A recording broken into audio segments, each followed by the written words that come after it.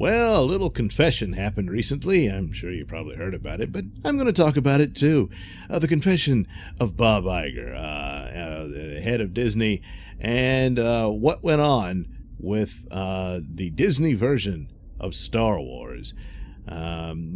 George Lucas sold Star Wars to Disney, of course, and then immediately the announcement there would be new Star Wars movies, and it was the amount of excitement, was huge. It was enormous, and all the old cast is coming back. There will be a Chapter 7 and all this sort of thing. When after the prequels and the reception of them, George was pretty burned out on the whole thing. He was a little hurt, probably a lot, by the reaction to it, mostly to a large part negative. There are fans of the prequels.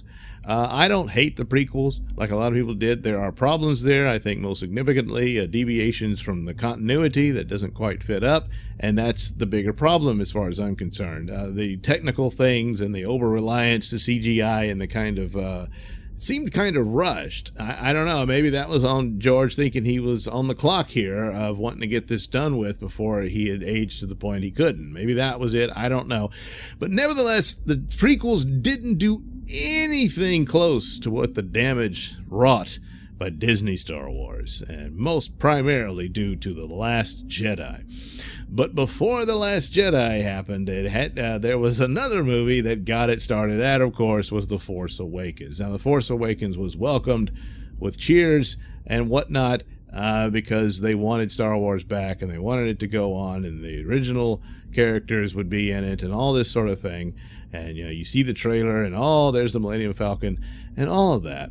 It's perfectly understandable of that approach and whatnot. But it's the chief problem for The Force Awakens and all of this was the enormous amount of laziness in this. The work is done on set builders and costume designers and the actors, but the concepts, the ideas chosen. And I've looked at the art of the Force Awakens book, and there's a lot of different designs in there that I thought, hey, they should have gone with it.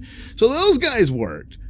But the ones really in charge here, J.J. Abrams, and no ideas, no real plot, and oddly enough, no growth in a movie that's supposed to take place, decades in between Return of the Jedi and Force Awakens, and it just doesn't work at all. So, Bob Iger, he's putting out a book, his memoirs, all his years at Disney and whatnot, and giving his side of the story, and was talking about how George Lucas felt betrayed by him and Disney, and I'm sure probably most certainly Kathleen Kennedy, who George appointed is pretty much his successor over Lucasfilm when the company was sold to Disney.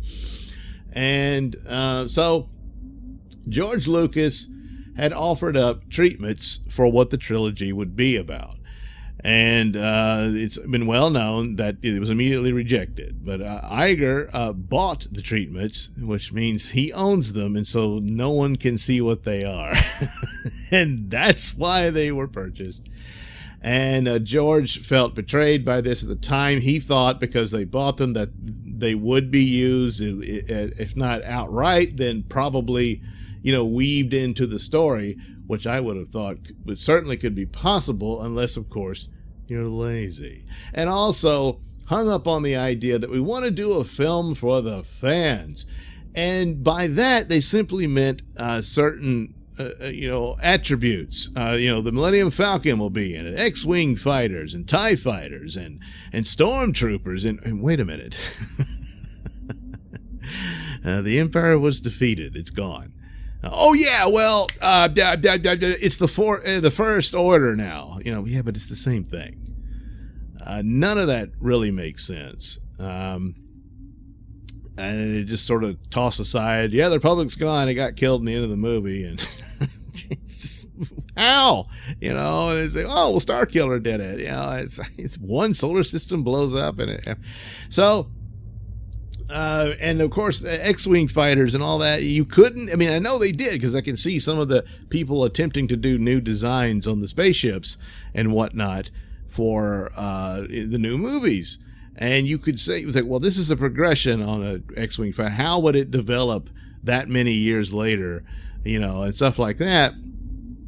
And apparently, J.J. Abrams rejects all of that. No, it's got to look like the old one, and that's just, again, lazy and a bit of a deception on the part. Look, it looks like Star Wars. Yeah, but you don't have to outright copy it. That's what's so lazy. And so ultimately, after Kennedy shows Lucas The Force Awakens, his response was completely accurate. There's nothing new. There's no new characters, no new worlds. There's Jakku, but that's just Tatooine. And no new technologies or anything. They hadn't gone forward. We only have a few vague descriptions that George Lucas said he wanted to explore the Force and the midichlorians and I suppose the wills and all that, which had always been sort of addressed here and there. But it makes sense that would be the focus of a story, provided you had someone who can craft an entertaining movie out of that. Was George the guy to do that? Probably not. But conceptually, and the ideas of getting there would be new. What else is there to do? Just rehash it again? The First Order, so now there's a new empire to fight, and the Sith, and no, you've already done all that. In a lot of ways, the 6 chapters, it's pretty complete. It's like, what's the point of doing another one? Well, of course, it's profitable, or it would be. And of course, the generational saga and whatnot. Well, we've got Kylo, and that's it. I mean, apparently making Rey Luke's daughter it's a problem for them or something. It's too obvious or what have you. But that's what the story is. And someone pointed out that perhaps Rian Johnson stole from a comic book from '98 or something. It was a Dark Horse comic where it seemed to be almost exactly the conversation between Rey and Luke is he's burnt out and he's depressed and he doesn't want to deal with the Force anymore and all that. And well, of course, Mara Jade had been killed, so there it is. There's the motivation. That's completely gone. And so it just doesn't work when you try to shoehorn things in like that. And they did anyway, and just said, well, Chewbacca's there and the spaceships are there, and it's not a story. It's not a narrative.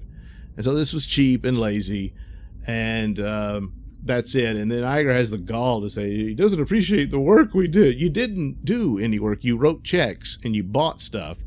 And a bunch of people, like I said, the set builders, they worked. The actors worked. The costume designers worked. But you didn't. Your visions, your narrative, none of that. You didn't do any of it. You just, again, you ripped off New Hope. And Last Jedi pretty much spells it out. It's like, it's nothing. Kill the past. You're nothing. I mean, that's all it is. So what do you do for the final? I don't know. And does it matter at this point? No. Again, Rise of Skywalker, just by dumb luck, could end up being an entertaining adventure film, but the damage has been done. And there was no real vision to begin with.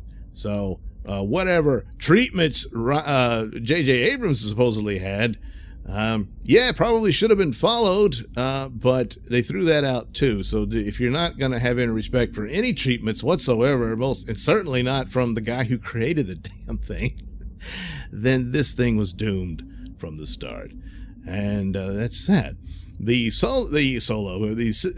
standalone films, Rogue One and Solo, end up being the better of the ones they've done.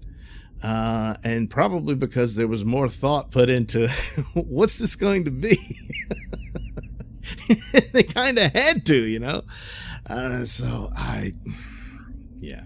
So there you go. There's plenty of articles out there. I'll put them in the description below to read up on what Iger did. And it's interesting here too, because they keep getting these rumors and whatnot. And for a while there was this, that Iger was very upset with Kathleen Kennedy and wanted to fire her. Well, was he? He seems to have been on board with this whole idiot idea. And so and he's coming across as not that great of a guy here. And he says, gee, maybe I misled George. Yeah, you did. You did mislead him. But that's that. All right, thank you for watching and listening. Say, why not like and subscribe, and check out that link description below. That'll take you to my mini stores that have plenty of goodies for you.